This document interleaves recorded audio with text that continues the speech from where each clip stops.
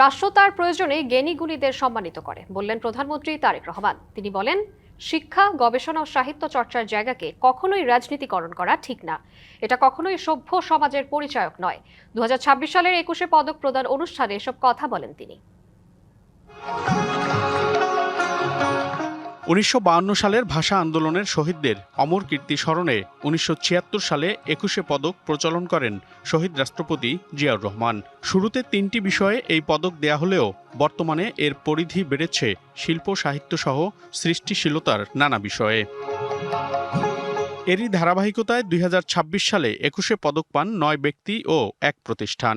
এর মধ্যে চলচ্চিত্রে ফরিদা আক্তার ববিতা, চারুকলায় অধ্যাপক আব্দুস সাত্তার, স্থাপত্যে মেরিনা তাবাসসুম, সঙ্গীতে মরণোত্তর পুরস্কার দেয়া হয়েছে আয়ুব বাচ্চু, নাট্যকলায় ইসলাম উদ্দিন পালাকার, সাংবাদিকতায় শফিক রেহমান, শিক্ষায় অধ্যাপক মাহবুবুল আলম মজুমদার, ভাস্কর্যে তেজস হালদার যশ এবং নৃত্যকলায় অর্থী আহমেদ। সঙ্গীত দল হিসেবে 21শে পদক পায় ব্যান্ড ওয়ারফেস।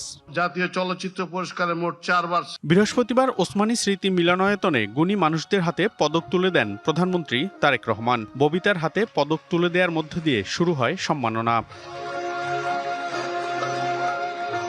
সাংবাদিকতায় বিশেষ অবদানের জন্য পদক তুলে দেয়া হয় জায়দিন সম্পাদক শফিক রেহমানের হাতে। এ সময় প্রধানমন্ত্রীকে 3টি লাল গোলাপ উপহার দেন খ্যাতিমান এই ব্যক্তি। 72 ঘন্টা ময়েশ্চার লক সমৃদ্ধ লিলি বডি ওয়াশ, শিয়া বাটারের গুডনেস স্কিন রিপেয়ার করে রাখে সফট ও গ্লোয়িং। তরুণদের মন জয় করা বাংলা রক গানের সুপারস্টার আয়ুব বাচ্চুর পদক গ্রহণ করেন তার স্ত্রী। এছাড়া অন্যান্যদের হাতেও পদক তুলে দেন প্রধানমন্ত্রী তারেক রহমান। পরে প্রধান অতিথির বক্তব্যে প্রধানমন্ত্রী বলেন, রাষ্ট্র তার নিজ প্রয়োজনেই জ্ঞানী গুণীদের সম্মানিত করেন।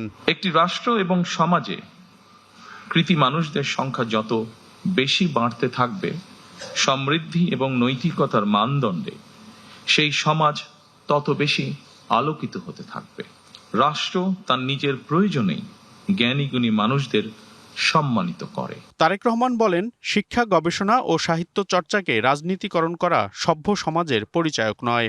শিক্ষা, গবেষণা এবং শিল্প সাহিত্যের চর্চাকে আরো বেগবান করতে রাষ্ট্র এবং সরকার তার দায়িত্ব অবশ্যই পালন করবে। আমি বিশ্বাস করি, শিক্ষা, গবেষণা এবং শিল্প সাহিত্য চর্চাকে রাজনীতিকরণ করা কখনোই সভ্য সমাজের পরিচায়ক নয়। গুণীজনের অবদানে বাংলাদেশের শিল্প সাহিত্য একদিন বিশ্বের দরবারে গর্বিত অবস্থান করে নেবে বলেও আশা প্রকাশ করেন প্রধানমন্ত্রী তারেক রহমান। এমন গর্বিত দিনের প্রত্যাশা। মনিরুল সোহাগ, ডিবিসি নিউজ, ঢাকা।